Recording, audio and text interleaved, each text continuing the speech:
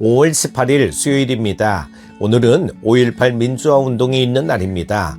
참된 정의를 위한 외침이 있었던 것처럼 교회도 말씀으로 돌아가 말씀에 순종하며 말씀을 실천하는 영적인 말씀화 운동이 일어나야 할 줄로 믿습니다. 오늘 말씀은 고린도전서 9장 1절에서 12절입니다. 내가 자유인이 아니냐? 사도가 아니냐? 예수 우리 주를 보지 못하였느냐? 주 안에서 행한 나의 일이 너희가 아니냐? 다른 사람들에게는 내가 사도가 아닐지라도 너희에게는 사도이니 나의 사도됨을 주 안에서 인친 것이 너희라. 나를 비판하는 자들에게 변명할 것이 이것이니 우리가 먹고 마실 권리가 없겠느냐? 우리가 다른 사도들과 주의 형제들과 게바와 같이 믿음에 자매된 아내를 데리고 다닐 권리가 없겠느냐? 어찌 나와 바나바만 일하지 아니할 권리가 없겠느냐? 누가 자기 비용으로 군 복무를 하겠느냐? 누가 포도를 심고 그 열매를 먹지 않겠느냐? 누가 양떼를 기르고 그 양떼의 젖을 먹지 않겠느냐? 내가 사람의 예대로 이것을 말하느냐? 율법도 이것을 말하지 아니하느냐? 모세의 율법에 곡식을 밟아 떠는 소에게 망을 씌우지 말라 기록하였으니 하나님께서 어찌 소들을 위하여 염려하심이냐? 오로지 우리를 위하여 말씀하심이 아니냐? 과연 우리를 위하여 기록된 것이니 밭 가는 자는 소망을 가지고 갈며 곡식 떠는 자는 함께 얻을 소망을 가지고 떠는 것이라. 우리가 너희에게 신령한 것을 뿌렸은즉 너희의 육적인 것을 거두기로 과하다 하겠느냐? 다른 이들도 너희에게 이런 권리를 가졌거든 하물며 우리일까 보냐? 그러나 우리가 이 권리를 쓰지 아니하고 범사에 참는 것은 그리스도의 복음에 아무 장애가 없게 하려 함이로다. 아멘. 오늘 본문에서 사도 바울은 다소 격앙된 어조로 말하고 있습니다. 헬라어 원문에 따르면 바울은 12절까지 무려 14개의 질문을 쏟아내며 고린도 교회 성도들에게 사도로서 마땅히 누릴 수 있는 권리에 대해 말하고 있습니다. 바울이 이토록 자신의 권리에 대해 목소리를 높이는 것은 자신의 권리가 침해당했기 때문이 아닙니다. 그래서 자신의 권리를 강경하게 주장하거나 되찾기 위함이 아닙니다. 바울은 8장에 있는 우상숭배 제물에 관한 논의를 새로운 관점으로 풀기 위해 의도적으로 격앙된 어조를 사용하고 있습니다. 8장에서 바울은 하나님을 아는 지식이 있는 그리스도인들을 책망했습니다.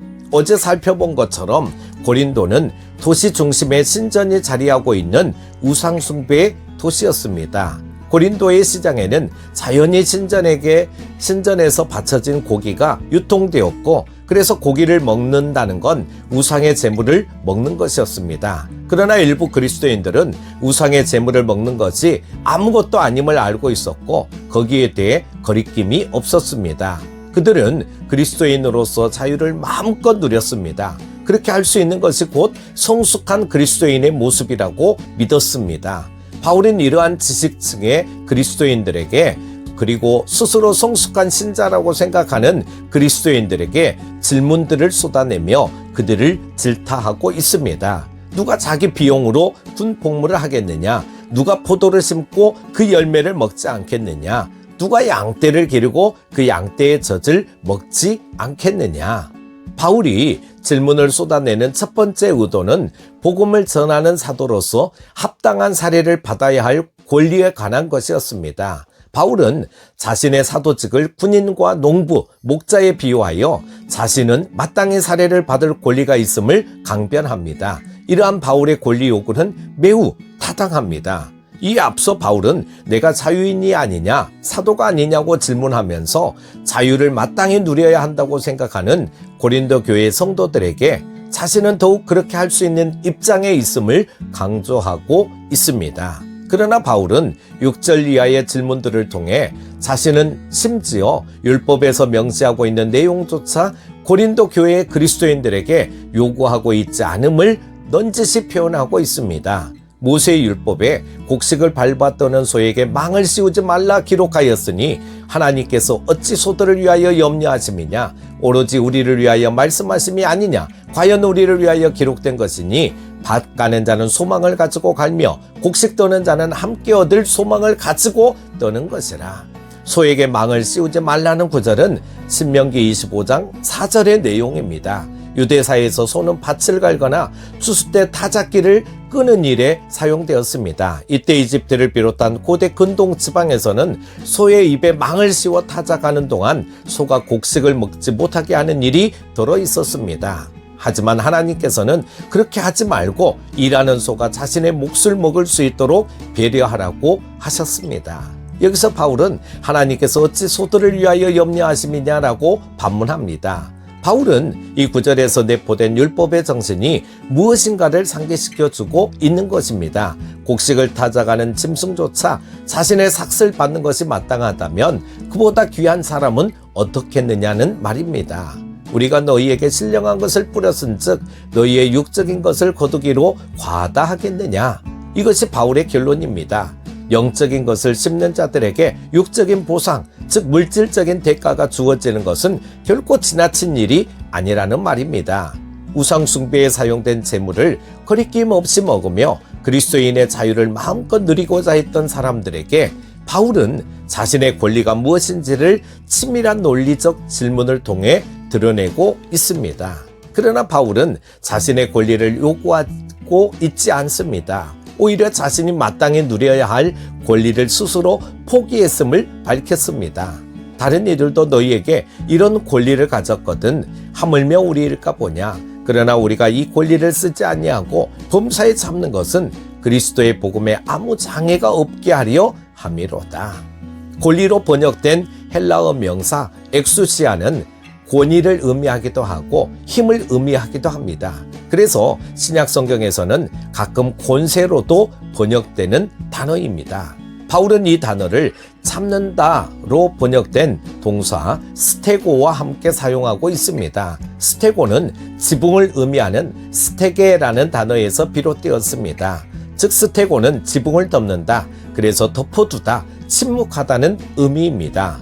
바울은 자신에게 사도로서 휘두를 수 있는 힘이 있지만 그것을 휘두르지 않고 의지적으로 그 힘을 덮어두었습니다. 그 이유는 자신이 전하는 복음에 장애가 되지 않게 하기 위해서였습니다. 지식층에 있는 그리스도인들, 특히 스스로 성숙하다고 자부하는 그리스도인들에게 바울은 그리스도인에게 주어진 자유를 마음껏 누리는 것이 진정한 지식이 될 수 없음을, 나아가 그것이 참된 성숙을 의미하지도 않음을 일깨워 주고 있습니다. 오히려 바울은 자신의 권리 포기를 통해 이 땅에서 사는 그리스도인의 삶이 누리는 삶보다는 포기하는 삶에 더 큰 의미와 가치가 있음을 가르쳐주고 있습니다. 바울이 사도로서 마땅히 누려야 할 권리를 포기한 것은 자신이 그것을 요구할 줄 몰라서가 아니었습니다. 그는 오직 주님께서 그에게 맡기신 복음이 참된 복음이 되게 하기 위해서 자신의 권리를 기꺼이 내려놓았습니다.